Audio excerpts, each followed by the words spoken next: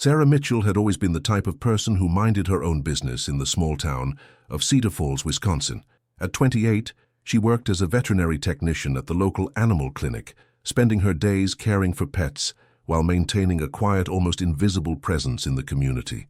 She lived alone in a modest one-bedroom apartment above Murphy's hardware store on Main Street, where the floorboards creaked with every step and the radiator clanged like a broken church bell throughout the winter nights. Most evenings, she'd walk home from work with her head down, earbuds in, avoiding eye contact with neighbors who seemed to know everyone's business except hers. The morning of February 14th started like any other brutal Wisconsin winter day.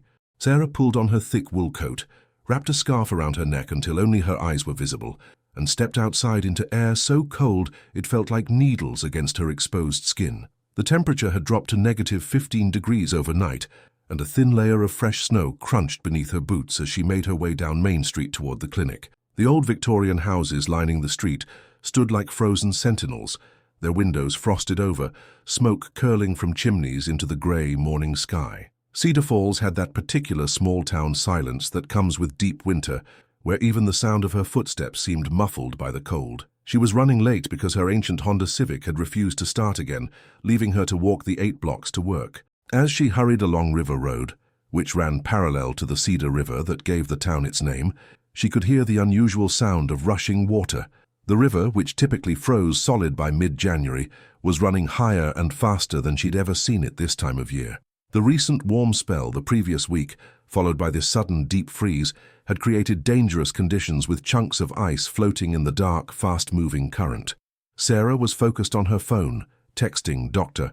Peterson that she'd be about 10 minutes late when she heard it, a sound that made her stop dead in her tracks and pull out her earbuds. It was faint but unmistakable, a desperate meowing that seemed to be coming from the direction of the river. She looked around, thinking perhaps a cat was trapped in one of the yards along River Road, but the sound was definitely coming from behind the bare oak trees that lined the riverbank. Stepping carefully through the snow, she pushed through the leafless branches until she could see the water clearly. The river was running black and fast, with chunks of ice the size of dinner tables floating downstream. And there, clinging desperately to a piece of ice about 20 feet from shore, was a small orange tabby cat. The animal was soaked through, its fur matted against its tiny frame, and it was crying with a desperation that made Sarah's chest tighten with panic. "Oh my God," she whispered, her breath forming white clouds in the frigid air. The cat was clearly exhausted, its claws barely maintaining their grip on the slippery ice chunk that was slowly spinning in the current. Sarah looked around frantically, hoping to see someone, anyone who might help, but River Road was completely deserted. The houses were set back from the road, most with their curtains still drawn against the morning cold. She pulled out her phone to call 911, but realized immediately that by the time emergency responders arrived, the cat would either have drowned or been swept downstream past the town limits. The ice chunk was moving steadily toward the center of the river, where the current was strongest. Sarah had maybe 5 minutes before the situation became completely hopeless. Without allowing herself time to think about the consequences, Sarah started looking for something to help reach the cat. About 30 yards upstream, she spotted an old fallen tree branch that had been partially submerged in the ice along the shore. It was about 8 feet long and thick enough to support some weight. She ran to it, her feet slipping on the icy ground, and began trying to break it free from the ice that had formed around it. The branch was stuck solid, and Sarah realized she needed something to chip away the ice. She looked around desperately and spotted a large rock partially buried in the snow. Using it like a hammer, she began smashing at the ice around the branch, her hands already going numb despite her gloves. Each impact sent shockwaves of pain up her arms, but the ice began to crack and splinter. Come on," she muttered through gritted teeth, glancing frequently at the cat, which was now barely audible over the sound of the rushing water. The animal's movements were becoming weaker, and Sarah could see it was losing its battle with exhaustion and hypothermia. Finally, the branch broke free. Sarah grabbed it and ran back to the spot closest to where the cat was floating. The ice chunk had drifted further out, now almost 25 feet from shore, but it was her only chance. She lay down on her stomach on the snowy riverbank, ignoring the cold that immediately soaked through her jeans, and extended the branch as far as she could reach over the water. It wasn't even close. The branch fell short by at least 10 feet, and the cat was continuing to drift away from shore. Sarah realized with growing horror that she was going to have to get into the water herself. The thought terrified her. She was a decent swimmer, but this wasn't a summer lake or a heated pool. This was a fast-moving river filled with chunks of ice, with water cold enough to cause hypothermia within minutes. But looking at the small cat, barely clinging to life on its shrinking piece of ice, Sarah knew she didn't have a choice. She quickly pulled off her heavy coat and boots, knowing they would only drag her down in the water, but kept on her jeans and sweater for whatever minimal protection they might provide. The cold air hit her like a physical blow, and she was already shivering uncontrollably before she even approached the water's edge. Sarah waded into the river, and the shock of the cold water was unlike anything she'd ever experienced. It felt like being electrocuted, every nerve in her body screaming in protest as the icy current swirled around her ankles, then her knees, then her waist. Her muscles immediately began to cramp and seize, and she had to fight against the instinct to turn around and run back to shore. The current was stronger than she'd anticipated, and she had to brace herself against the rocky bottom to avoid being swept downstream. Each step was a monumental effort, the water feeling thick and resistant around her legs. She could feel her core temperature dropping rapidly, and her teeth were chattering so violently she was afraid she might bite her tongue. When she was chest-deep in the frigid water, about 15 feet from shore, she could finally reach the branch toward the ice chunk where the cat was trapped. The current had brought it slightly closer, and Sarah realized this might be her only opportunity. The branch touched the edge of the ice, and she began trying to guide it towards shore, using the branch like a paddle. The cat seemed to understand what was happening, and managed to meow weakly, a sound that gave Sarah the motivation to keep going despite the fact that she could no longer feel her hands or feet.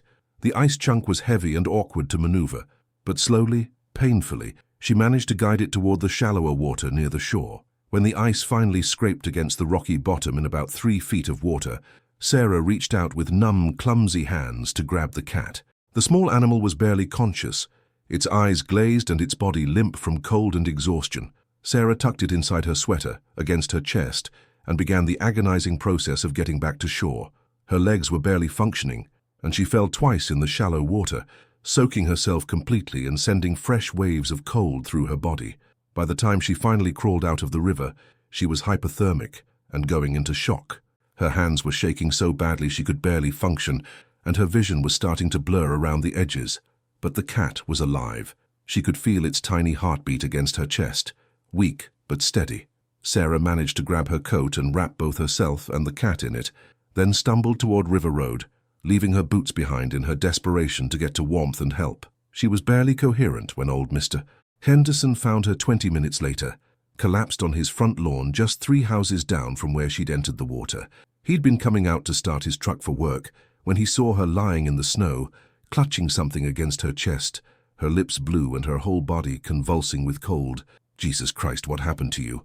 he asked, immediately taking off his own jacket and wrapping it around her shoulders. That's when he saw the cat, also shivering but alive, still pressed against Sarah's chest. Henderson helped her into his house and immediately called 911, while his wife Martha started a hot bath and brought blankets. The paramedics arrived within 10 minutes, and by then Sarah had regained enough coherence to explain what had happened. They transported both her and the cat to Cedar Falls General Hospital, where Dr. Williams treated Sarah for mild hypothermia and exhaustion, while the veterinary staff took care of the cat.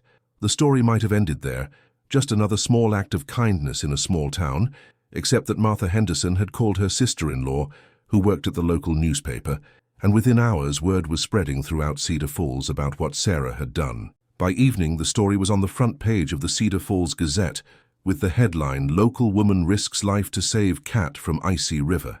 What Sarah didn't expect was the town's reaction. She'd always been the quiet girl who kept to herself, the one people barely noticed, but suddenly everyone in Cedar Falls seemed to know her name.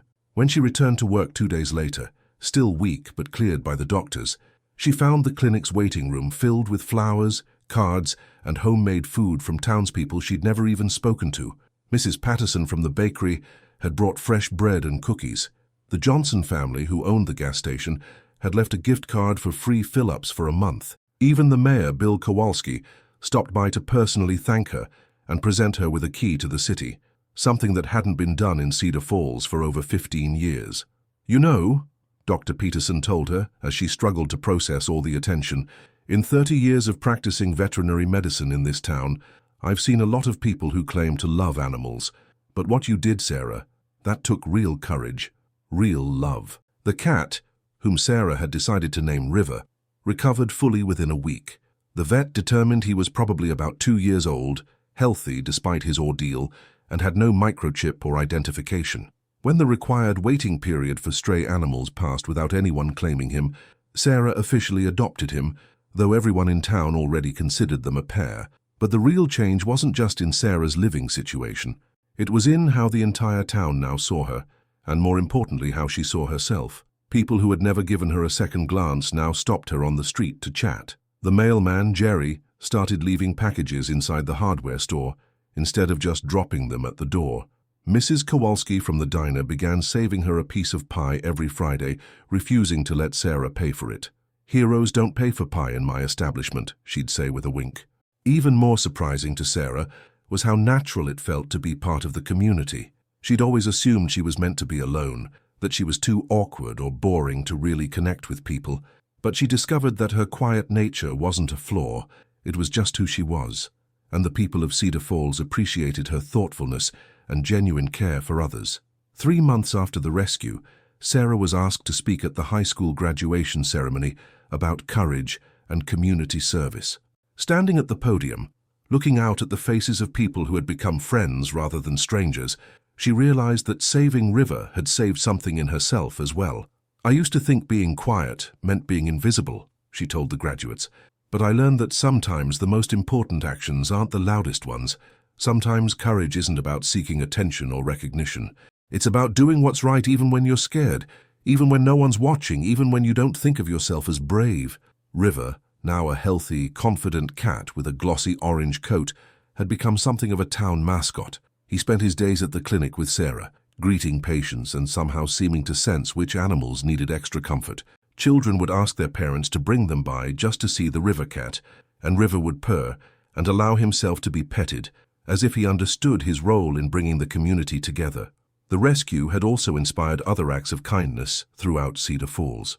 People began looking out for each other more deliberately, checking on elderly neighbors during harsh weather, organizing food drives for struggling families, and volunteering more actively in community events. The local newspaper started a Cedar Falls Heroes column featuring residents who went out of their way to help others, though Sarah remained the gold standard that everyone was measured against. Dr. Peterson eventually made Sarah a full partner in the veterinary practice, recognizing not just her clinical skills, but her natural ability to connect with both animals and their owners. The quiet young woman who had once hurried through town with her head down now walked confidently down Main Street, greeting neighbors by name and stopping to chat about their pets, their families, their lives. On the first anniversary of the rescue, the town organized a small celebration at the riverbank where it had all happened. A bench was installed with a plaque reading, "In honor of everyday heroes, and the courage to act with compassion." Sarah found it embarrassing and wonderful at the same time, but what touched her most was seeing how many people came not just to honor her, but to celebrate what Cedar Falls had become, a place where people truly looked out for one another. River, now fully grown and magnificent, sat beside her on the new bench, purring as children petted him and adults shared stories of their own pets and their own small acts of kindness. Sarah realized that the day she'd risked everything to save a drowning cat, she'd actually been saving much more than one small life. She'd been saving her own sense of belonging, the town's sense of community, and proving that heroism wasn't about grand gestures or seeking recognition. It was about love in action, about choosing compassion over comfort, about believing that every life matters. As the sun set over the Cedar River, now flowing gently in the summer warmth, Sarah scratched River behind the ears and smiled at the realization that sometimes the best things in life come from the moments when you stop thinking about yourself and start thinking about what needs to be done. The town couldn't stop thanking her, but Sarah knew the truth. She was the one who should be grateful. That icy February morning had given her everything she'd never known she was looking for: purpose, community, and the quiet confidence that comes from knowing you're exactly where you belong.